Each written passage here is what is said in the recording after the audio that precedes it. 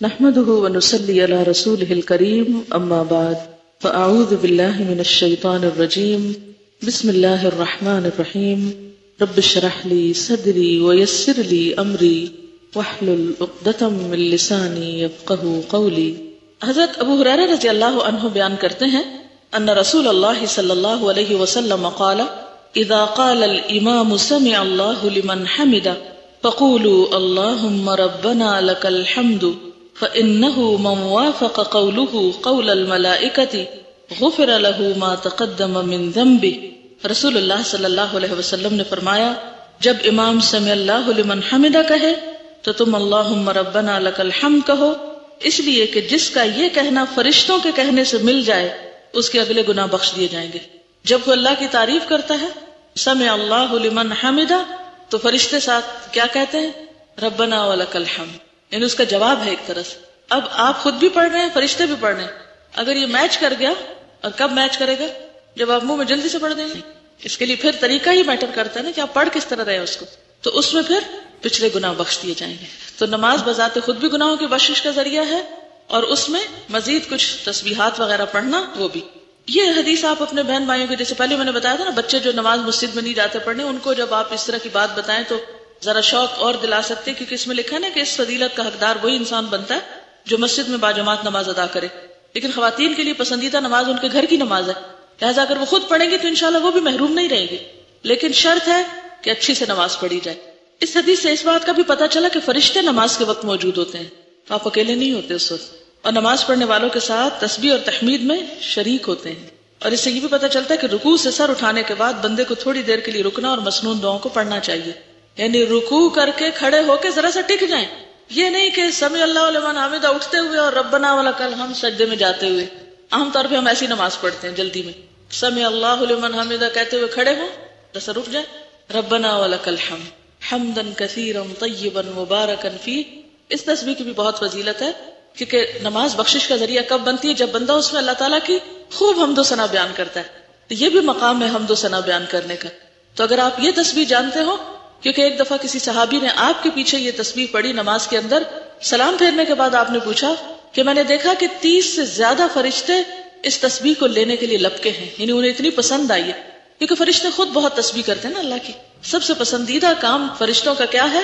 اللہ تعالیٰ کی تسبیح کرنا، جیسے پہلے پارے میں بھی آتا ہے نحن نسبح بحمدک ونقدس لک، یعنی فرشتوں کے اور بہت سے کام ہیں، لیکن ان کا پسندیدہ ترین کام کیا ہے؟ آپ کو پتہ نہیں فرشتے کائنات کے انتظام پہ معمور ہیں، بارشوں کے برسانے کے اور جان نکالنے کے اور بہت سے بے شمار کام ہیں ان کے، لیکن انہوں نے اپنا سب سے پسندیدہ کام وہاں ذکر کیا، نحن نسبح بحمدک ونقدس لک، تو وہ تسبیح کرتے ہیں، اور یہاں بھی تسبیح کے وقت خاص طور پر جواب دے رہے ہوتے ہیں۔ اور پھر وہ تسبیح جو ہے حمدا کثیرا طیبا مبارکا فیہ، یہ فرشتوں کی پسندیدہ ترین تسبیح تھی۔ 30 سے زائد فرشتے آگے لپک کے اس کو اٹھانے لگے، تو اس کو بھی اگر آپ پڑھ سکیں تو زیادہ اچھا ہے۔ یہ پڑھ لیں تو جب اللہ اکبر کہیں تو نیچے جائیں، ٹھیک ہے؟ دیکھیے نماز میں خشوع کرنے کا ایک بہترین طریقہ کیا ہے کہ ہر سٹیپ کے بعد ذرا سا رک جائیں کہ آپ کے جسم کی حرکت ختم ہو جائے، پھر اگلا سٹیپ ادا کریں۔ پھر جمعے کی فضیلت پر ہے، یہ بھی آپ اپنے جو مرد حضرات ہیں ان کو بتا سکتے ہیں۔ 35 صفحے پر آخری حدیث ہے، چونکہ پیچھے ہم اس سے ملتی جلتی حدیث پڑھ چکے ہیں، لیکن اس میں ایک نئی بات ہے جو آپ سے کرنا چاہوں گی۔ حضرت ابو ہریرہ رضی اللہ عنہ بیان کرتے ہیں ان رسول اللہ صلی اللہ علیہ وسلم قال الملائکۃ تصلی علی احدکم ما دام فی مصلاہ الذی صلی فیہ ما لم یحدث تقول اللہم اغفر لہ اللہم ارحمہ۔ یہ بھی بخاری کی روایت ہے۔ رسول اللہ صلی اللہ علیہ وسلم نے فرمایا فرشتے اس شخص کے لیے دعا کرتے رہتے ہیں جو اپنی نماز کی جگہ میں جہاں اس نے مسجد میں نماز پڑھی بیٹھا رہے جب تک کہ وہ بے وضو نہ ہو، یعنی سلام پھیرنے کے بعد اگر آپ بیٹھ کے تسبیحات کر رہے ہیں، دعا مانگ رہے ہیں، اللہ کا ذکر کر رہے ہیں، اپنا محاسبہ کر رہے ہیں، وہیں بیٹھ کے قرآن پڑھنا شروع کر دیتے ہیں۔ ٹھیک ہے ہر نماز کے بعد تو ممکن نہیں، لیکن بعض نمازوں کے بعد آپ اپنے گھر میں کام میں روٹین میں چھٹی کے دن زیادہ دیر بھی بیٹھ سکتے ہیں، تو نماز کی جگہ پر بیٹھ کر جب تک آپ بے وضو نہیں ہوتے تو اس وقت تک فرشتے آپ کے لیے دعا کرتے رہتے ہیں، اللہم اغفر لہ اللہم ارحمہ، اللہ اس کو بخش دے اور اس پہ رحمت کر۔ تو ہم سب کتنے محتاج ہیں اللہ کی رحمت کے، لیکن عام طور پہ ہم کیا کرتے ہیں، ادھر سلام پھیرا اور ابھی دوسرا سلام تو پورا نہیں ہوتا کہ ہم بھاگ کھڑے ہوتے ہیں. جیسے وہ کبھی آپ نے ٹیلی ویژن پر نماز دیکھی ہوگی، حرم سے نماز آتی ہے جو، کبھی اگر آپ نے غور کیا ہو، میں عام طور پہ فجر کی نماز دیکھتی ہوں تو اس میں ہوتا کیا ہے، جن لوگوں نے حجر اسود کو بوسہ دینا ہوتا ہے نا، ابھی امام السلام علیکم ورحمۃ اللہ کر رہا ہوتا ہے اور وہ جلدی سے کر کے دوڑ رہے ہوتے ہیں کہ ہم پہلے پہنچ جائیں، اور وہ جو پیچھے مکبر ہوتا ہے وہ تو ابھی اس کے سلام تو چل ہی رہے ہوتے ہیں اور لوگ پہنچ چکے ہوتے ہیں وہاں. تو بعض اوقات ہمارا بھی حال یہی ہوتا ہے کہ ہم دنیا کی طرف اسی طرح ادھر سلام پھیرا نہیں اور ادھر دوڑ لگا دی، مصلی سے فوراً اٹھ کے ادھر ادھر کے کاموں میں مشغول ہو گئے. تو کوشش کیا کریں، الا یہ کہ آپ کے جسم میں کوئی تکلیف ہے، جیسے خواتین بزرگ ہو جاتی ہیں تو پھر بعض اوقات ان کا فرش پہ بیٹھنا بہت دوبر ہو جاتا ہے. اس لیے میں جوان بچیوں سے کہوں گی کہ اس وقت سے فائدہ اٹھا لیں، اس عمر کو پہنچنے سے پہلے کہ جس میں آپ کے لیے زمین پہ بیٹھنا دوبر ہو جائے. کتنی بہنیں ایسی ہیں، خصوصاً خواتین میں نے یہ دیکھا ہے کہ ایک سرٹن ایج پہ پہنچ کے ان کے لیے فرش پہ بیٹھنا محال ہو جاتا ہے. ہڈیاں ایسے دکھنے لگتی ہیں، گھٹنوں کی ایسی تکلیفیں شروع ہو جاتی ہیں، جسم میں ایسی دردیں شروع ہو جاتی ہیں کہ بیچاری اس جگہ بیٹھ ہی نہیں سکتی، لا محالہ اٹھنا پڑتا ہے. اب ظاہر ہے کہ عمر کے ساتھ ساتھ یہ مواقع پھر کم ہوتے جاتے ہیں نا، نیکیوں کی دوڑ بھی سست ہو جاتی ہے، اس طرح نہیں ہو سکتی. کیونکہ اکثر بچوں کو جب کہا جاتا ہے نا کہ اس عمر میں اچھے کام کرو، کہتے ہیں لو آپ نے اپنی تو ساری زندگی اور کاموں میں گنوا دی، ہمیں کہتے ہیں ابھی سے کرو. میں کہتی ہوں کہ یہ کیا عجیب بات کر رہے ہیں یہ بچے، یہ شکر نہیں کرتے کہ انہیں جلدی پتا چل گیا. انہیں تو کہنا چاہیے شکر ہے آپ کو لیٹ پتا چلا اور ہمیں جلدی پتا چل گیا، ہم لکی ہیں. یہ کہنے کے بجائے الٹا کہتے ہیں کہ لو آپ نے تو اتنی زندگی گمراہی میں گزاری اور ہمیں آپ کہتے ہیں ابھی سے کرو. کہ نیکیوں میں جلدی کرنے کو آپ ایک عیب کا کام سمجھتے ہیں، اپنی شان کے خلاف سمجھتے ہیں؟ شکر کیوں نہیں کرتے کہ آپ خوش قسمت ہے پہلے پتا چل گیا. اگر دنیا کی کسی چیز کا اگر ماں باپ کہنا کہ ہمارا بزنس تو وہ آفٹر 40 اتنا فلرش کیا تھا اور تم تو 20s میں یہ لے بیٹھے ہو، تو وہ آپ کہیں گے بہت لکی ہم کہ ہمیں 20s میں اتنا کچھ مل گیا جو ماں باپ نے 40s میں جا کے کمایا. دنیا کے لیے تو الٹے پیمانے ہیں ہمارے، لیکن دین کی بات ہو تو کہتے ہیں آپ تو 40 سال کے بعد یہ کر رہی تھی اور ہمیں کہتی ہیں 20 سال میں ہی کر لو. انتہائی ناسمجھی کی بات ہے، لیکن ظاہر ہے کہ ابھی ان کی ایج ایسی ہے کہ ان کو اتنی سمجھ نہیں آتی. مگر آپ طریقوں اور دلیلوں سے تھوڑا تھوڑا پیار سے، محبت سے، لاڈ سے سوچ بدل سکتے. اصل بات ہوتی ہے انسان کی سوچ بدلنا. اگر آپ اس میں کامیاب ہو جاتے ہیں تو پھر گھر والوں سے کچھ بھی کرانا مشکل نہیں ہوتا. ہم بعضوں کا چیزوں کو صرف ٹھوستے ہیں، یہ کرو یہ نہ کرو، یہ کرو یہ نہ کرو، پھر وہ اکتا جاتے ہیں ہم سے کہ یہ نہ نظر آئے ہمیں کہیں. تو اگر آپ ان کے ساتھ کنورسیشن کریں، ڈسکشن کریں، پوچھیں اور پھر آخر پہ جا کے ان کو فورس کریں تو وہ تو ٹھیک ہے. تو بہرحال بات یہ ہے کہ آپ لوگ اس ایج میں اگر ممکن ہو دن میں ایک نماز میں، ہفتے میں ایک دن اس عمل کو اپنی زندگی کا خاصہ بنا لیں کہ نماز کے بعد کچھ دیر مصلی پہ بیٹھ کے فرشتوں سے دعائیں لینی. اچھا اب آپ دیکھیں کہ ہم ہر وقت تلاش میں رہتے ہیں، کوئی نیک بندہ ہمیں ملے تو ہم اسے کہیں کہ تم ہمارے لیے دعا کرو. اس کو کہتے ہیں دعا کرو، اس کو کہتے ہیں، پھر اس سے وعدے لیتے ہیں اور اس کے اوپر بوجھ ڈالتے رہتے ہیں، اور اس بیچارے کے پاس اپنے لیے مانگنے کا بعض اوقات وقت نہیں ہوتا، دوسروں کے لیے کیا مانگے گا. اور ادھر فرشتے انتظار میں بیٹھے ہیں کہ تم ذرا خود مصلی پہ بیٹھو نا، ہم بھی تمہارے لیے دعا کرتے ہیں. اس کے لیے ہم تیار نہیں ہیں، اور اس کی بنیادی وجہ ہمیں خود بھی نہیں پتا کہ وہ ہمارے لیے کس وقت کون دعا کر سکتا ہے. تو فرشتوں کی دعا کا مستحق ہوتا ہے وہ شخص جو خود نماز پڑھ کے مصلی پہ بیٹھ جائے کچھ دیر. تو اس میں جلدی نہ کیا کرے، بہت دیر بھی نہ لگائیں کہ گھر والے تنگ آ جائے، لیکن اپنا ایک خاص وقت بنائیں ہر کام کا، ایک پرائیویٹ ٹائم جب لوگوں کو آپ کی ضرورت نہ ہو. ٹھیک ہے نا؟ مثلاً اگر فجر کے وقت گھر والے سو رہے ہیں، آپ علی اٹھ کے تو آرام سے بیٹھے ہوئے ہیں، یا مغرب کے بعد یا عشاء کے بعد بچے سو گئے، آپ نے نماز پڑھی اور آپ نے جو کچھ کرنا ہے ادھر مصلی پہ بیٹھ کے ہی کر لیں، یعنی اپنی دعائیں وہیں بیٹھ کر لیا کریں، قرآن پاک رکھ لیں، کوئی بک رکھ لیں، وٹ ایور. لیکن جب تک آپ اس مصلی پہ بیٹھے ہیں فرشتے آپ کے لیے دعائیں کر رہے ہیں. انجوائے کیا کریں. ہم تو اب کچھ اور کر رہے ہیں اور فرشتے ہمارے لیے دعا کر رہے ہیں. اپنا لیسن بیٹھ کے یاد کر لیا کریں، کچھ بھی، اینی تھنگ. تو کم از کم روز ایک دفعہ، اتنا نہ ہو تو ہفتے میں ایک دن، چھٹی کے دن یا کوئی ایک دن جس میں آپ ذرا زیادہ دیر مصلی پہ بیٹھ جائیں. ٹھیک ہے؟ پھر اسی طرح یہ بھی بڑی خوبصورت ہے 39 پیج پہ 100 مرتبہ سبحان اللہ کہنا. عن ابی ہریرہ رضی اللہ عنہ ان رسول اللہ صلی اللہ علیہ وسلم قال من قال سبحان اللہ وبحمدہ فی یوم 100 مرۃ حطت خطایاہ وان کانت مثل زبد البحر. یہ بھی بخاری کی روایت. حضرت ابو ہریرہ رضی اللہ تعالی عنہ سے روایت ہے کہ رسول اللہ صلی اللہ علیہ وسلم نے فرمایا، جو شخص دن میں 100 مرتبہ سبحان اللہ و بحمدہ کہے اس کے گناہ مٹا دیے جاتے ہیں، خواہ وہ سمندر کی جھاگ کے برابر ہی کیوں نہ ہو. اور سمندر کی جھاگ کے چھوٹے چھوٹے گناہ، جیسے آپ صلی اللہ علیہ وسلم نے حضرت عائشہ سے فرمایا تھا نا، عائشہ چھوٹے چھوٹے گناہوں سے بچتی رہنا، ورنہ وہ کیا کرتے ہیں، وہ ایک ڈھیر بن کے جلا ڈالتے ہیں، یعنی زیادہ ہلاکت خیز ہو جاتے ہیں. بڑا گناہ تو ایک ہی بڑا نا، لیکن چھوٹے چھوٹے مل کے اس سے بھی بڑے ہو جاتے ہیں. ٹھیک ہے نا، قطرہ قطرہ دریا ہو جاتا ہے. تو یہ جو سمندر کی جھاگ والی بات آتی ہے تو میرے سامنے وہی ایک پکچر آ جاتی ہے کہ چھوٹے چھوٹے چھوٹے چھوٹے گناہ ڈھیر لگ گیا ان کا، جن کو ہم نے حقیر سمجھا وہ ایک بہت بڑی کوانٹٹی بن گئے. ایسے چھوٹے چھوٹے گناہوں کی معافی کے لیے اللہ کی حمد و ثنا. پھر آپ دیکھیں تسبیح جو ہے یہ کتنی بہترین چیز ہے. لیکن مشکل پتہ ہے کیا ہے؟ بات یہ ہے کہ دیکھنے کو یہ عمل بہت چھوٹا لگتا ہے اور آپ کہتے لو یہ کیا مشکل ہے، یہ تو میں آرام سے ہی کر سکتا ہوں. لیکن اصل بات یہ ہے کہ یہ اتنے آرام سے نہیں ہوتا. اصل مشکل پابندی ہے، روزانہ کرنا. صبح شام کی دعاؤں میں بھی یہ عمل لکھا ہوا ہے. کتابیں آپ کے پاس ہیں، کتنے لوگ اب تک کرتے ہیں؟ کتابیں تو سب کے پاس، لیکن فیو ہینڈز ہیں، سارے نہیں ہیں. 100% نہیں کر رہے آپ لوگ. کتنا آسان عمل ہے لیکن 100% نہیں ہو رہا. میں چاہتی ہوں کہ یہ عمل آپ سب میں ہونا چاہیے، کوئی مشکل نہیں.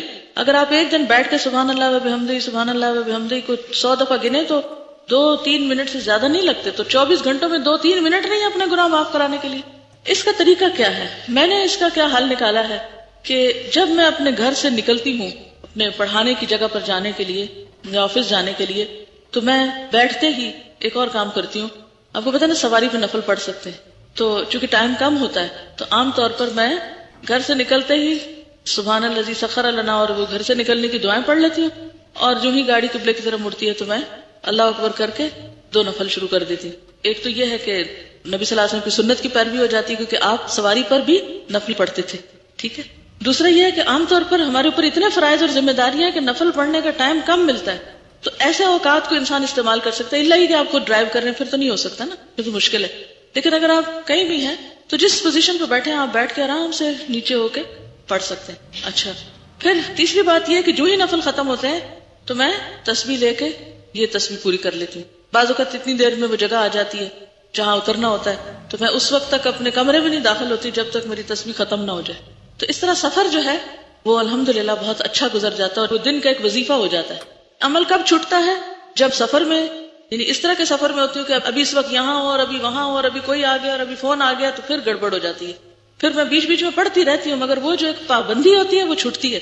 تو آپ لوگ اس وقت اس سال میں اپنی عادت کچھ اس طرح بنا لیں کہ مثلاً آپ اسی طرح عمل کر سکتے ہیں. آپ گھر سے نکلیں اس وقت، یا اگر آپ ہاسٹل کے اوپر سے آ رہے ہیں تو اس وقت میں آپ کر سکتے ہیں. اترتے ہوئے سیڑھیاں تو ویسے ہی سبحان اللہ پڑھنا ہی ہوتا ہے، اس وقت میں پڑھ سکتے ہیں. یا پھر یہ ہے کہ آپ تھوڑا سا ادھر ادھر گھوم کے اپنی تسبیح پوری کر لیں. یا یہ کہ کلاس میں آ کے بیٹھے ہیں اور ابھی لوگ آ رہے ہیں یا آپ رک کے چل رہے ہیں تو اس وقت میں پورا کر لیں. لیکن جب تک آپ اس عمل کو کسی چیز سے گرا نہیں لگائیں گے نا تو آپ کی پابندی نہیں ہوگی، اور اگر پابندی نہیں ہوگی تو پھر آپ اس سے فائدہ نہیں اٹھا سکتے. تو کوئی ایسا ٹائم جس میں آپ سوچیں کہ یہ کام تو میں روز ہی کرتی ہوں، مثلا آپ گھر میں روز برتن دھوتے ہیں تو آپ اس میں ٹائم دیکھ لیں 2-3 منٹ میں پورا ہو جاتا ہے تو ٹھیک ہے، نہ بھی گنے تو 100 سے زیادہ بھی ہو سکتا ہے، اس سے کیا نقصان ہے. یعنی ایک دن آپ بیٹھ کے یا ٹائمنگ کر لیں. پھر تسبیح نہ بھی اٹھائیں تو اتنے ٹائم تک آپ وہ تسبیح پڑھ کے بھی اس ثواب کو انشاءاللہ پہنچ جائیں گے. ایک اور حدیث ہے اسی سے ملتی جلتی، عن ابی ہریرہ رضی اللہ عنہ قال قال رسول اللہ صلی اللہ علیہ وسلم کلمتان حبیبتان الی الرحمن خفیفتان علی اللسان ثقیلتان فی المیزان سبحان اللہ وبحمدہ سبحان اللہ العظیم. حضرت ابو ہریرہ رضی اللہ تعالی عنہ کہتے ہیں کہ رسول اللہ صلی اللہ علیہ وسلم نے فرمایا 2 کلمے ایسے ہیں جو رحمان کو بہت پیارے ہیں، زبان پر بہت ہلکے ہیں اور ترازو میں بہت بھاری ہیں، اور وہ یہ ہیں سبحان اللہ وبحمدہ سبحان اللہ العظیم. اب یہ جو پچھلا ہے یہ تو بہت ہی مختصر ہے، سبحان اللہ وبحمدہ سبحان اللہ وبحمدہ، لیکن یہ ذرا سا اس سے طویل ہے. تو آپ ان دونوں میں سے کوئی بھی اختیار کر سکتے ہیں. اگر آپ یہ پڑھیں گے سبحان اللہ وبحمدہ سبحان اللہ العظیم تو زیادہ فائدہ ہے، لیکن اگر آپ یہ نہ کر سکے تو کم از کم آدھا والا ضرور کر لیں. اور یہ سب سے بڑی بات ہے نا کہ میزان میں بہت بھاری ہے، تو یہ اس اعتبار سے بھی آپ کو فائدہ دیں گے. اسی طرح ذکر میں ایک اور بڑی ہی بہترین چیز ہے، خاص طور پر ان لوگوں کے لیے جن کو شیطانی وسوسے بہت زیادہ آتے ہیں. کچھ لوگ بہت اس چیز کی شکایت کرتے ہیں کہ ہمیں شیطانی وسوسے بہت آتے ہیں، یا ہم مستقل مزاجی اختیار نہیں کر سکتے، یا ہم بھولتے بہت ہیں، یا وغیرہ وغیرہ. تو یہ جو کلمہ ہے یہ شیطان سے بچانے والا ہے. حضرت ابو ہریرہ رضی اللہ تعالی عنہ سے روایت ہے ان رسول اللہ صلی اللہ علیہ وسلم قال من قال لا الہ الا اللہ وحدہ لا شریک لہ لہ الملک ولہ الحمد وہو علی کل شیء قدیر فی یوم 100 مرۃ کانت لہ عدل 10 رقاب وکتب لہ 100 حسنۃ ومحیت عنہ 100 سیئۃ وکانت لہ حرزا من الشیطان یومہ ذلک حتی یمسی ولم یأت احد بافضل مما جاء الا رجل عمل اکثر منه. رسول اللہ صلی اللہ علیہ وسلم نے فرمایا جو کوئی لا الہ الا اللہ وحدہ لا شریک لہ لہ الملک ولہ الحمد وہو علی کل شیء قدیر ایک دن میں 100 بار کہے تو یہ اس کے لیے 10 گردنوں کے آزاد کرنے کے برابر ہوگا. اس کے لیے 100 نیکیاں لکھی جائیں گی, 100 برائیاں اس سے مٹا دی جائیں گی, اور یہ کلمہ اس کے لیے اس دن شام تک شیطان سے بچانے کا ذریعہ رہے گا. اور جو عمل لے کر یہ شخص آئے گا اس سے بہتر کوئی شخص عمل نہیں لائے گا سوائے اس آدمی کے جس نے اس سے زیادہ عمل کیا. اور اگین پھر وہی بات ہے کہ کس کے پاس وقت ہے کہ 100 دفعہ یہ پڑھے. وقت ہوتا ہے, ہم استعمال نہیں کرنا جانتے, ہم اس کو مینج نہیں کر پاتے, ہم اس کو مقرر نہیں کرتے. یعنی کتنی مفید چیز ہے کہ آپ اس کو اگر اپنی عادت بنا لیں تو ایک نہیں کئی فائدے ہیں. یہ بھی آپ دیکھیے بخاری کی روایت ہے. کچھ تو فضائل اعمال کی حدیثیں بہت ضعیف ہوتی ہیں, بڑے بڑے فائدے لکھے ہوتے ہیں لیکن وہ حدیثیں اوتھینٹک نہیں ہوتی. یہ حدیث اوتھینٹک ہے, یعنی یقینی بات ہے, آپ پورے شرح صدر کے ساتھ اس کو کر سکتے ہیں. تو اس میں نمبر 1 10 غلام آزاد کرنے کا ثواب, نمبر 2 100 نیکیوں کا لکھا جانا, پھر نمبر 3 100 برائیوں کا مٹنا, اور نمبر 4 صبح سے شام تک شیطانی حملوں سے حفاظت. اور شیطان کی اکساہٹیں, وسوسے, اس کا بھلوانا, جو بھی کچھ شیطان دشمنی میں کرتا ہے, لوگوں کے درمیان فساد پھیلانا, ڈرانا, خوف دلانا. آپ کو پتا ہے کبھی آپ قرآن پاک کی روح سے دیکھیں کہ شیطان کیا کیا کرتا ہے. کوئی ایک اسائنمنٹ ان کو دے دیں کسی وقت, قرآن کو ذرا دوبارہ سے پڑھ کے دیکھیں کہ اس میں کیا کیا لکھا ہوا. یعنی شیطان کیا کیا کرتا ہے. الشیطان یعدکم الفقر ویأمرکم بالفحشاء, انسانی الشیطان بھلواتا ہے. پھر اسی طرح ینزغ بینکم فساد ڈلواتا ہے. یعنی اور بھی اس کے بہت سے کام ہیں. شاید شیطان کے ہتھکنڈوں میں کچھ چیزوں کا ذکر بھی ہو, مجھے نہیں اب یاد, کیونکہ 5 سال ہو گئے اس لیکچر کو. تو اینی ہاؤ اب شیطان کے جتنے بھی وار ہیں ان سارے واروں سے یہ کلمہ آپ کو انشاءاللہ محفوظ رکھے گا. یعنی آپ کے اندر ایک ایمان کی ایسی طاقت ہوگی شیطان آپ کے اوپر آ نہیں سکتا. اور یہ جو لوگ یہ شکایت کرتے ہیں ان کو جن چمٹے میں اور معلوم نہیں کون کون ان کے پاس آتا ہے اور جاتا ہے, ان سب کو بھی اس سے خلاصی ہو سکتی ہے. یعنی جو اس قسم کی گفتگو فرمائیں ان کو بھی یہ نسخہ بتایا کریں کہ آپ یہ عمل کریں اور پھر بتائیں, کیونکہ نبی صلی اللہ علیہ وسلم کی بات سے بڑھ کر سچی بات کس کی ہو سکتی ہے. اچھا جناب, اگر یہ 100 دفعہ نہ کہہ سکیں تو کم از کم 10 دفعہ کہہ لیا کریں, کیونکہ 45 پیج پر آخر میں یہ حدیث دیکھیے. حضرت ابو ایوب انصاری رضی اللہ تعالی عنہ نبی صلی اللہ علیہ وسلم سے روایت کرتے ہیں, من قال لا الہ الا اللہ وحدہ لا شریک لہ لہ الملک ولہ الحمد وہو علی کل شیء قدیر 10 مرار کان کمن اعتق 4 انفس من ولد اسماعیل. یہ صحیح مسلم کی روایت ہے. جو شخص 10 مرتبہ یہ کلمہ کہے لا الہ الا اللہ وحدہ لا شریک لہ لہ الملک ولہ الحمد وہو علی کل شیء قدیر, وہ اس شخص کی طرح ہوگا جس نے اسماعیل علیہ السلام کی اولاد سے 4 شخص آزاد کیے. یعنی اس کا صرف اتنا فائدہ ہے اگر 10 دفعہ پڑھے. لیکن اگر آپ کسی بھی طرح اپنے آپ کو پابند کر سکیں, اور اس ایج میں تو آپ کے اوپر کوئی بہت بڑے مسئلے مسائل نہیں ہیں, گھر جاتے وقت واپسی پہ اگر آپ یہ باندھ لیں, ایک تسبیح کر لیں, آتے وقت سبحان اللہ و بحمدہ کر لیں, اور جاتے وقت لا الہ الا اللہ وحدہ کی کر لیں. اور اگر ایک دن آپ ٹائمنگ کر لیں, مثلا آپ خود ڈرائیونگ کر رہے ہیں تو آپ کو پتا ہوگا اتنے منٹ میں گھر آتا ہے اور اتنے منٹ میں پڑھ کے یہ کلمہ 100 دفعہ ہو جاتا ہے, تو پھر بھی اس سے آپ کو فائدہ ہوگا. اسی طرح نماز کے بعد جو تسبیحات پڑھی جاتی ہیں اس میں 33 مرتبہ سبحان اللہ, 33 مرتبہ الحمدللہ, 33 مرتبہ اللہ اکبر کہنا, اور 100 کی تعداد پوری کرنے کے لیے لا الہ الا اللہ وحدہ لا شریک لہ لہ الملک ولہ الحمد وہو علی کل شیء قدیر پڑھنا. اس کی ساری خطائیں معاف کر دی جائیں گی اگرچہ وہ سمندر کی جھاگ کے برابر ہی کیوں نہ. اب آپ دیکھیں کتنی آپشنز آپ کو دی جا رہی. آپ ایک کام کر لیں, وہ نہیں کر سکے دوسرا کر لیں, وہ نہیں کر سکے تیسرا کر لیں, لیکن کچھ نہ کچھ تو کریں. خوش قسمت ہے وہ جن کو یہ سب کرنے کی توفیق ہو جائے, کیونکہ یہ توفیق کی بات ہے, مشکل نہیں ہے, بہت ٹائم نہیں لگتا. ٹائم مینج کرنا خود سیکھیں, کیونکہ ذکر جو ہے وہ الذین یذکرون اللہ قیاما وقعودا وعلی جنوبہم, تینوں حالتوں میں کیا جا سکتا ہے, کھڑے بھی, بیٹھے بھی, لیٹے بھی. آپ کام کر رہے ہیں, آپ کچھ بنا رہے ہیں, صفائی کر رہے ہیں, کچھ بھی کرتے ہوئے آپ ذکر کر سکتے ہیں. صرف یہ ہے کہ آپ کو باندھنے کی اور پابندی کی ضرورت ہے. اور اس میں بھی میں نے خود دیکھا تھا 1.5 منٹ لگتا ہے یہ تسبیحات پڑھنے میں, اور ثواب کتنا زیادہ ہے. اور ایک اور بات یہ کہ آپ نے دیکھا ہوگا کہ نماز پڑھ کے جیسے آپ تھوڑا سا تھک جاتے ہیں نا, تو بیٹھ کے جب تسبیح کرتے ہیں تو آپ اس سے ایک طرح سے آرام بھی تھوڑا سا کر لیتے ہیں. یعنی نماز کے بعد فرض نماز آپ نے اچھی سے پڑھی, اور پڑھنے کے بعد آپ تھوڑا سا فیل کرتے ہیں جیسے آپ you feel tired a little bit, یعنی فزیکلی, تو آپ یہ تسبیح پڑھ لیں, تو پھر دعا کر لیں, تو اس سے آپ کو اور زیادہ اطمینان اور سکون نصیب ہوگا. اور اسی سے ملتی جلتی حدیثیں جو ہیں یہ مزید بھی موجود ہیں, یہ آپ کے خود پڑھنے کے لیے میں نے چھوڑ دی ہیں.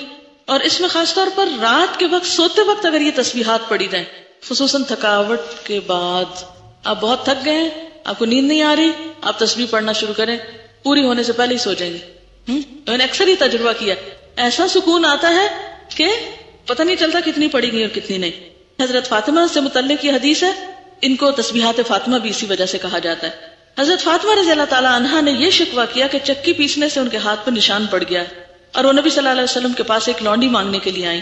اتفاق سے نبی صلی اللہ علیہ وسلم نہ ملے تو انہوں نے حضرت عائشہ سے اپنے آنے کا مقصد بیان کیا اور چلی گئی۔ جب نبی صلی اللہ علیہ وسلم تشریف لائے تو حضرت عائشہ نے آپ سے حضرت فاطمہ کے آنے کا ذکر کیا۔ حضرت علی رضی اللہ تعالیٰ عنہ بیان کرتے ہیں کہ نبی صلی اللہ علیہ وسلم ہمارے پاس اس وقت تشریف لائے جب ہم اپنے بستروں پر سونے کے لیے جا چکے تھے۔ میں نے آپ کو دیکھ کر اٹھنا چاہا لیکن آپ نے فرمایا اٹھو نہیں، اپنی جگہ رہو۔ آپ تشریف لا کر ہم دونوں کے بیچ میں بیٹھ گئے۔ میں نے آپ کے پاؤں کی ٹھنڈک اپنے سینے میں محسوس کی۔ آپ نے فرمایا میں تم دونوں کو ایسی ترکیب نہ بتاؤں جو تمہارے لیے ایک خدمتگار سے بڑھ کر ہو؟ جب تم دونوں اپنی خوابگاہ میں اپنے بچھونوں پہ جانے لگو تو 33 بار اللہ اکبر کہو، 33 بار سبحان اللہ اور 33 بار الحمدللہ۔ یہ عمل تمہارے لیے ایک خدمتگار سے بڑھ کر ہوگا، یعنی کوئی خدمتگار تمہیں دبائے بیٹھ کے تو اس سے بہتر ہے کہ تم یہ تسبیحات پڑھ کر سو جاؤ۔ اچھا، اس میں 2-3 اور باتیں بھی پتہ چل رہی ہیں۔ نمبر 1، حضرت فاطمہ رضی اللہ تعالی عنہا کا اپنے ہاتھوں سے کام کرنا۔ نمبر 2، آپ صلی اللہ علیہ وسلم کے پاس جا کر والدین سے کسی چیز کی ڈیمانڈ کرنا، یعنی والدین سے سوال میں نہیں آتا، یعنی کسی اور سے جیسے آپ سوال کرتے تو معیوب ہے نا، لیکن والدین کے پاس جا کر اپنی حاجت آپ رکھ سکتے ہیں، پیغام بھی بھیج سکتے ہیں کہ مجھے اس چیز کی ضرورت ہے۔ اب بھی ہمارے یہاں بیٹیاں عام طور پر کچھ مشکل آتی ہے تو پیرنٹس کے پاس ہی جاتی ہے، تو اس کا بھی جواز ہے یہاں، کیونکہ آپ نے یہ نہیں کہا کیوں آئی تھی اور کیوں پوچھا اور یہ منع ہے، نہیں، یہ شدت نہیں ہے، بلکہ آپ صلی اللہ علیہ وسلم نے اس کا حل سوچا۔ اچھا، پھر یہ کہ جب آپ تشریف لائے تو وہ دونوں اٹھنے لگے۔ اس سے کیا پتا چلتا ہے کہ کسی بھی بڑے کو دیکھ کر ادھر ہی مزے سے بیٹھے نہیں رہ جانا چاہیے، بلکہ اٹھ کر ویلکم کرنا چاہیے، خصوصاً جب آپ کے گھر میں کوئی آیا ہو، الا ہی کہ آپ بیمار ہو یا کوئی تکلیف ہو یا کوئی ایسی بات ہو جو معذوری میں آتی ہو، ادروائز کوئی بزرگ گھر میں آئے خاص طور پر تو اٹھ کے ملنا چاہیے اس کو۔ اچھا، اب آپ دیکھیے کہ چونکہ وہ لیٹ چکے تھے، رات کا وقت تھا، تھکاوٹ کا، سونے کا، تو آپ صلی اللہ علیہ وسلم نے ان کو اٹھنے سے روک دیا کہ نہیں، تم نہیں اٹھو، لیٹے رہو، جہاں ہو وہیں رہو۔ اور آپ صلی اللہ علیہ وسلم ان کے دونوں کے بیچ میں بیٹھ گئے۔ اچھا، دونوں کے بیچ میں بیٹھ کر آپ نے اپنی ٹانگیں لمبی کی ہوں گی، جب ہی آپ کا پاؤں حضرت علی کے سینے تک جا کے لگا نا۔ اور مدینہ میں بہت شدید ٹھنڈ ہوتی ہے، مکہ میں اتنی نہیں ہوتی لیکن مدینہ میں ہوتی ہے، تو آپ کے پاؤں ٹھنڈے تھے، تو حضرت علی فرماتے ہیں کہ آپ کے پاؤں کی ٹھنڈک میں نے اپنے سینے میں محسوس کی۔ اور پھر آپ نے فرمایا میں تم دونوں کو ایسی ترکیب نہ بتاؤں جو تمہارے لیے خدمتگار سے بڑھ کر ہو، اور تم یہ تسبیح پڑھ لیا کرو۔ اس سے یہ پتہ چلتا ہے کہ ذکر الہی ہماری جسمانی تھکاوٹ کا بھی علاج ہے، ثواب کا ثواب اور سکون کا سکون۔ اور آپ فرمائیے۔ بالکل، یہ کہتے ہیں کہ جب ہم یہاں کورس کرتے ہیں تو لوگ ہم سے پوچھتے ہیں کوئی اچھی سی بات بتائیں، تو اچھی باتوں میں یہ ایک نسخہ کوئی آپ ان کو بتا سکتے ہیں، ان سے پوچھ لیا کہ آپ کام کر کے تھک تو نہیں جاتے، یا بیکار رہ کے تھک تو نہیں جاتے؟ کہ کچھ لوگ کام کر کے تھکتے ہیں اور کچھ بیکار رہ کے بھی تھکتے ہیں۔ جو لوگ وظیفے پوچھتے ہیں، اوتھینٹک مسنون بہترین وظیفے ہیں۔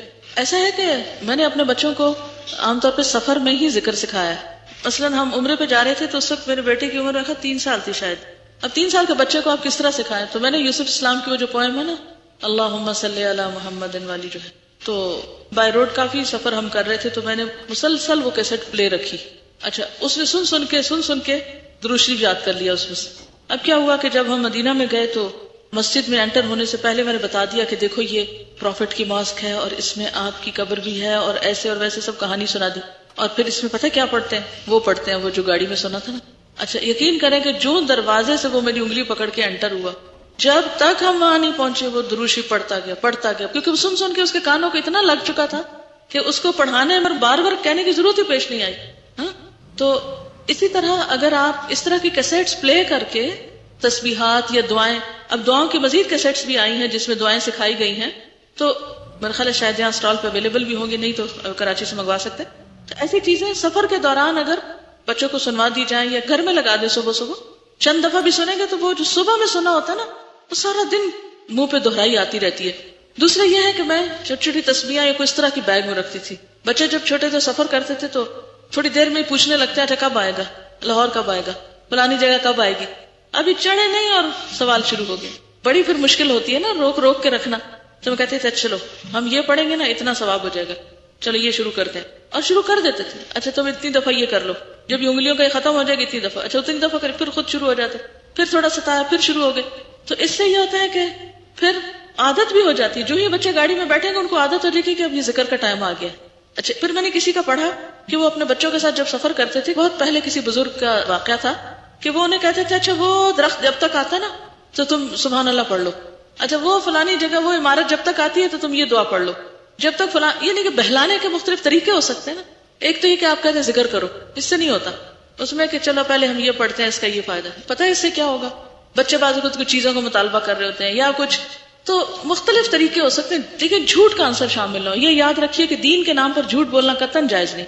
بعض مائیں کیا کرتی ہیں، بچوں سے چیز چھپا کہتی چڑیا لے گئی. یہ غلط ہے. کہاں چڑیا لے جا سکتی ہے؟ کتنا کامن جھوٹ ہے یہ. اچھے بھلے سمجھدار لوگ یہ جھوٹ بولتے ہیں. چیز چھپا کے کہا کوکو لے گئی، وہی تو آج تک سمجھے کوکو ہوتی کون ہے. تو اس طرح کے جھوٹے بہلاوے بھی نہیں ہونے چاہیے، کیونکہ جھوٹ جھوٹ ہی ہوتا ہے. ان چیزوں کو اگر نکالیں گے انشاءاللہ تعالیٰ تو زیادہ فائدہ ہوگا.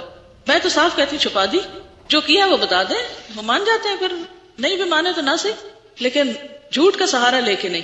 تو اسی طرح اگر ان کو اوتھینٹک آپ کے پاس اس کا ثواب ہے وہ بتائیں، آخرت کا بتائیں، جنت کا بتائیں.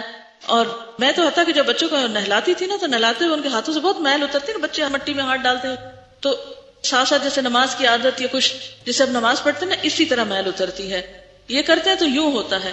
ماں سب سے بہترین معلم ہو سکتی ہے اپنے بچوں کے لیے کہ ان کو نیچرل وے میں سکھائے. یعنی بچوں کو سکھانے کے لیے ضروری نہیں کہ کتاب ہی لے کے بیٹھے اور ان کو تقریر کریں، نہیں، چلتے پھرتے اچھا آپ یہ کیا کریں گے، یہ کیسے کریں گے، وہ کیسے کریں گے، بہلاتے کھلاتے پلاتے ادھر ادھر. اچھا ایک یاد رکھے بات، عام طور پر بچے ماں کے سامنے شو نہیں کرتے کہ وہ کچھ سیکھ رہے ہیں یا آپ کی بات مان رہے ہیں. معلوم نہیں انہیں آنا کا مسئلہ ہوتا ہے یہ کیا ہوتا ہے، لیکن وہ تھوڑا سا ریزسٹ ضرور کرتے ہیں کہ ہم نہیں آپ کی بات سن رہے، یا اس طرح پوز کرتے ہیں کہ جیسے انہوں نے توجہ نہیں دی آپ کی بات پر. لیکن جب آپ نہیں ہوتے تو وہ کام کر رہے ہوتے ہیں. اس لیے کبھی مایوس نہ ہو بچوں کو سکھاتے اور بتاتے وقت، اور فوراً رزلٹ ایکسپیکٹ نہ کریں، آج نہیں تو کل سے، کل نہیں تو پرسوں سے. اور ایک بات اگر آپ نہ بھولیں تو زندگی بڑی آسان ہو جائے، اور وہ ہے اللہ سے مدد مانگنا. واستعن باللہ. جو کام نہیں ہو رہا اللہ سے مدد مانگے. جس کی دوستی اللہ سے ہو گئی اور اللہ سے مضبوط تعلق ہو گیا، فقد استمسک بالعروۃ الوثقی لن انفصام لها. پھر اللہ تعالیٰ ساتھ نہیں چھوڑتا. ٹھیک ہے. جن چیزوں کی آپ کو عادت ڈالنی ہو، آپ کی ایک پرسنل ڈائری ہونی چاہیے، اس میں آپ اپنے لیے نصیحتیں لکھا کریں کہ مجھے یہ کرنا ہے، اس چیز کی عادت ڈالنی ہے. یعنی کرنے کے کام کے نام سے ایک ڈائری آپ کے پاس ہونی چاہیے کہ جس میں آپ صرف یہ نہیں کہ کرنے کے کاموں میں دوپٹہ رنگوانا ہے اور فلاں کپڑے کو لیس لگوانی ہے، یہ نہیں ہے کرنے کے کام صرف، بلکہ کرنے کے کاموں میں یہ بھی ہے کہ اس تسبیح کی عادت ڈالنی ہے، فلاں چیز کو اپنی زندگی میں شامل کرنا ہے. یعنی نیکیوں میں بھی سبقت لے جانے کے لیے کرنے کے کاموں کا کچھ نہ کچھ آپ ایک حصہ بنا کے رکھیں. میں عموماً 3 طرح کے کام لکھتی ہوں. ایک تو روزانہ کے جو کام ہوتے ہی ہیں الوداع کے یا جو بھی زندگی میں، ایک صحت سے متعلق کوئی بھی ٹپ کہیں سے مل جائے یا کوئی بات کہ فلاں چیز یوں فائدہ دیتی ہے تو وہ الگ لکھ لیتی ہوں. یعنی وہ کرنے کے کام الگ ہیں، یعنی اپنی جسمانی صحت کا خیال رکھنے کے لیے. اور تیسرے روحانی یا نیکی کے کوئی کام کی جو توفیق ہو تو اس کے لیے اپنی یادداشت کے لیے لکھ لیتی کہ یہ میرے کرنے کے کاموں میں سے. تو اس میں جب کوئی بات نہیں پتہ چلی تو اس لسٹ میں ایڈ کر لی. ٹھیک ہے. تو اس طرح انشاءاللہ العزیز کچھ عرصے تک وہ اگر آپ اپنی لسٹ پڑھتے رہیں تو آپ کو پھر عادت پڑ جاتی ہے، حتیٰ کہ وہ چیزیں آپ کو پھر لکھی بھی نہیں آپ کے اپنے عمل کی لسٹ میں شامل ہو جائیں. پھر بھی یہ ہوتا ہے پتہ کیا، میرے ساتھ تو بہت مشکل یہ ہے کہ مجھے ٹریول بہت کرنا پڑتا ہے. ایک جگہ کہیں ہوتی نہیں تو روٹین نہیں بن پاتی چیزوں کی. بناتی ہوں جب تک وہاں ہوتی ہوں ٹھیک رہتا ہے، جب ٹریول کرتی ہوں، اب 10 دن کے لیے میں اپنے مقام سے نکلی ہوں، 10 دن کے بعد لوٹوں گی تو مجھے ساری چیزوں کا پھر ریمائنڈر چاہیے کہ میں کیا کیا کرتی تھی اور کون سی چیز میری سفر میں چھوٹ گئی. کیونکہ ایک حدیث میں آتا ہے کہ جب کوئی بندہ کسی بھی کام کی پابندی کرتا ہے تو بیماری اور سفر کی وجہ سے اگر وہ کام نہ کر سکے تو اللہ تعالیٰ اس کے نام اعمال میں وہ ایسے ہی پورا پورا لکھ دیتے ہیں وہ عمل. تو اس لحاظ سے مجھے اطمینان بھی ہوتا ہے کہ ٹھیک ہے اگر میں سفر میں کوئی چھوٹ بھی گیا تو وہ لکھا تو جا رہا ہے اگر گھر میں پابندی ہے اس چیز کی. لیکن ساتھ ہی یہ چیز بھی ہے کہ جب آپ دوبارہ گھر پہنچے تو پھر سفر کا تو وہ بونس ختم ہو گیا، اب تو آپ کو پھر سے وہ سب کچھ کرنا ہی کرنا ہے. تو آپ کو دوبارہ اپنی لسٹ پڑھنے کی ضرورت ہوتی ہے. تو ایک اپنی ڈائری اس طرح کی ضرور بنا چھوڑیں کہ جو آپ نے اس قرآن پڑھنے کے سال میں یا ویسے بھی زندگی میں اچھی عادتوں کے اپنے ساتھ عہد کیے ہیں ان کو آپ کہیں نہ کہیں جوٹ ڈاؤن کر لیں اور وقتاً فوقتاً اپنا دوبارہ جائزہ لیں کہ کہیں یہ عادت چھوٹ تو نہیں گئی مجھ سے، اور اگر کوئی چیز چھوٹ گئی ہو تو اس کو پھر دوبارہ اپنی عادت میں ڈال لیں. ٹھیک. کسی نے کہا جو ذکر دن میں 100 مرتبہ کرنے کو کہا گیا کہ وہ ایک ہی وقت میں لگاتار 100 مرتبہ کیا جائے یا وقفے سے بھی کیا جا سکتا ہے؟ وقفے سے بھی کیا جا سکتا ہے. بعض اوقات ایسا ہوتا ہے نا، آپ نے ایک کام شروع کیا، سم ٹائم ایسا ہو جاتا ہے کہ میں جیسے اپنی گاڑی میں بیٹھی ہوں، میں نے شروع کیا ذکر، اتنے میں ٹیلی فون آ گیا. اب آپ دیکھیں کہ اگر کسی نے ٹیلی فون کیا تو ہو سکتا ہے اس میں بھی کوئی مسئلہ پوچھے مجھ سے تو میرا بہت ثواب جمع ہو جائے. کہتے ہیں نا الدال علی الخیر کفاعلہ، نیکی کا رستہ بتانے والا جو ہے وہ ایسا ہی جیسا کرنے والا. تو اس لیے عام طور پہ میں ٹیلی فون کال سے گھبراتی نہیں ہوں اگر میرے پاس وقت نہ ہو. جیسے اب کلاس میں بیٹھی ہوں تو اب تو میں اٹینڈ نہیں کر سکتی نا، تو میں کوشش کرتی ہوں کہ میکسیمم میں لوگوں کے سوالوں کے یا مسئلے مسائل کے جواب دے دوں. لیکن جب مصروفیت ہے تو پھر مصروفیت ہے، پھر نہیں بھی جواب دے سکتی. تو اس وقت پھر کیا ہوتا ہے کہ میں وہ تصویر روک کے پھر کیا کرتی ہوں، سوال کا جواب دیتی ہوں. اور اب کیا ہے کہ وہ کٹ گیا، بریک آ گئی. اب دوبارہ جب آپ ریزیوم کریں گے تو وقفہ تو آ گیا. بعض اوقات یہ بھی ہوتا ہے کہ کوئی ایسا کام پڑ جاتا ہے کہ آپ 5-10 منٹ کے بعد بھی نہیں شروع کر سکتے. ہو سکتا ہے آپ دوپہر میں پھر کریں، ہو سکتا ہے شام میں کریں. تو وقفہ پڑھنے سے حرج نہیں ہے اگر جان بوجھ کے نہ ٹال مٹول کی جائے. اور اگر جیسے لا الہ الا اللہ وحدہ لا شریک لہ ذرا لمبی ہے اور آپ کے پاس اتنا ٹائم کوئی نہیں ایک اسٹریچ میں نکل رہا، تو آپ یہ بھی کر سکتے ہیں کہ ہر نماز کے بعد یا مختلف اوقات میں دن میں 2 دفعہ پہ بانٹ لیں، 4 دفعہ پہ 25-25 کر کے بانٹ لیں، جیسے بھی سہولت ہو. کسی نے لکھا کہ میری طبیعت بوجھ رہتی ہے، نماز پڑھنے میں دل نہیں لگتا، دعا مانگنے کو بھی دل نہیں کرتا، ایک دم اٹھ جاتی ہوں، مشکلات زیادہ لگتی ہیں، خدا کے لیے بتائیں میں کیا کروں. اصل میں 2-3 وجوہات ہو سکتی ہیں. ایک تو یہ کہ فزیکلی آپ بیمار ہیں، کیونکہ یہ نارمل شخص کی کیفیت نہیں ہوتی. جو ایک نارمل ہیلدی شخص ہے وہ نماز کے وقت ایکٹیو ہوگا. ضرور یا تو آپ بیمار ہیں یا پھر یہ ہے کہ آپ کے اوپر بیک آف مائنڈ کو ایسی پریشانی ہے کہ جو آپ کو بوجھل کیے ہوئے. تو ایسے میں 2-3 چیزیں. ایک تو یہ کہ آپ قبولیت کے اوقات میں دعا مانگیں اپنے لیے. جیسے آپ کو پتا ہے جب آذان ہوتی ہے تو اس کے بعد آسمان کے دروازے کھلتے ہیں، وہ دعاؤں کی قبولیت کا وقت ہوتا ہے. یعنی وہ دعائیں یوں سیدھی جاتی ہیں. عام طور پر لوگ اذان سن کے بھی باتیں کیے چلے جاتے ہیں، پرواہ نہیں کرتے آذان ہو رہی ہے، حالانکہ وہ اتنا غنیمت کا وقت ہے. تو شکر کیا کریں، سب کام چھوڑ کے خاموش ہو جایا کریں، آذان کا جواب دے کے اپنے لیے خوب دعا کیا کریں. جو بھی آپ کی مشکل ہے، اپنی اس مشکل کے لیے بھی، اور اگر کوئی اور مشکل اس کا سبب ہے، ایک ہوتا نا ظاہر سبب اور ایک ہوتا پیچھے. تو بعض اوقات ہم ظاہری سبب کو ٹریٹ کرتے رہتے ہیں. اگر آپ مجھ سے کہیں کہ مجھے کوئی وظیفہ بتائیں کہ میرا نماز میں دل لگے، تو اس سے نہیں بات بنے گی. دیکھنا یہ پڑے گا کہ وہ ریزن کیا ہے جو آپ کے پیچھے ہے، اس کو ہٹائیں گے تو آپ کا یہ مسئلہ بھی حل ہو جائے. جیسے بعض بیماریاں ایسی ہوتی ہیں نا، سر درد ہے تو اب سر درد کوئی بیماری تھوڑی ہے. ہو سکتا ہے آئی سائٹ خراب ہو یا آپ کے اسٹمک میں کوئی پرابلم ہو، تو وہ سر درد بذات خود کوئی چیز نہیں ہے، سر درد کے پیچھے سبب ہوتا ہے کوئی. تو اگر آپ سبب نہیں دور کریں گے تو سر درد ٹھیک نہیں ہوگا. اسی طرح اور بھی بہت سی بیماریاں ہوتی ہیں کہ جس میں سبب چھپا ہوا ہوتا ہے. اس سبب کو آپ نکالیں، اپنے آپ کو انالائز کریں کہ مسئلہ کیا ہے میرے ساتھ. It's not a healthy sign. ایک نارمل شخص تو ایسے نہیں ہوتا. تو ریزن جان کے اس کا علاج کریں. اگر آپ سمجھتے ہیں کہ اس کے پیچھے کوئی مسئلہ ہے، آپ کی پریشانی ہے یا کچھ، تو آپ اس کے لیے اللہ سے دعا کریں قبولیت کے اوقات میں. تہجد کا وقت، سحری کا وقت جو ہے، اب رمضان آ رہا ہے تو آپ کو پورا مہینہ سحری کے وقت ملیں گے انشاءاللہ تعالی. تو ہم سارا سال اگر نہیں کر سکتے تو کم از کم رمضان میں تو کریں. تو آپ سحری کے وقت استغفار کریں. وَبِالْأَسْحَارِ هُمْ يَسْتَغْفِرُونَ، کہ سحری کے وقت وہ استغفار کرتے ہیں. ایک تو یہ ہو سکتا ہے. دوسرا یہ ہے کہ آپ کچھ چیزوں میں بندوں سے بھی مدد لیں. کیسے؟ انیشیئر کریں، کسی کے ساتھ ڈسکس کریں، حل پوچھیں جو آپ کو صحیح ایڈوائز کر سکے. لیکن یہ عادت نہ بنا لیں اس سے مسئلہ بیان کیا، اس سے کیا، اس سے کیا، اس سے کیا. جب ایک مسئلے کو بہت کثرت سے بیان کیا جاتا ہے تو وہ نہ ہوتے ہوئے بھی بن جاتا ہے. یعنی بعض مسئلے نہیں ہوتے لیکن ہم ان کا ذکر کر کر کے اس کو ایک ہوا بنا کے اپنے اوپر سوار کر لیتے ہیں. اس عادت سے بھی پرہیز کیجیے. تو انشاءاللہ تعالی جب آپ کسی انسان سے تھوڑا سپورٹ لیں گی کہ آپ کو وہ تھوڑا اس نماز کے وقت میں ساتھ ملا لے، اور انشاءاللہ کل جو ہم اگلی حدیث پڑھیں گے تو اس میں بھی آپ کو ایک سپورٹ ملے گی کہ نیک لوگوں کی مجلس میں بیٹھنا. اچھی مجلس سے بھی انسان کے اندر ایک ایمان پیدا ہوتا ہے اور اس سے پھر انسان کا عمل اچھا ہوتا ہے. اگر فجر کی نماز پڑھنے کے بعد اشراق کے وقت تک مسلسل بیٹھے رہے تو عمرے کا ثواب ملتا ہے. جی بالکل یہی ہے. تو یہ کہتی ہے کیا اٹھ کر کتابیں وغیرہ لے کر دوبارہ بیٹھے تو اس سے وہ ہوتا ہے کہ نہیں؟ تو پہلے ہی رکھ لیں. اوکے، اس کے ساتھ اجازت چاہتی ہوں. سبحانک اللہم و بحمدک، نشہد ان لا الہ الا انت، نستغفرک و نتوب الیک. والسلام علیکم و رحمۃ اللہ وبرکاتہ.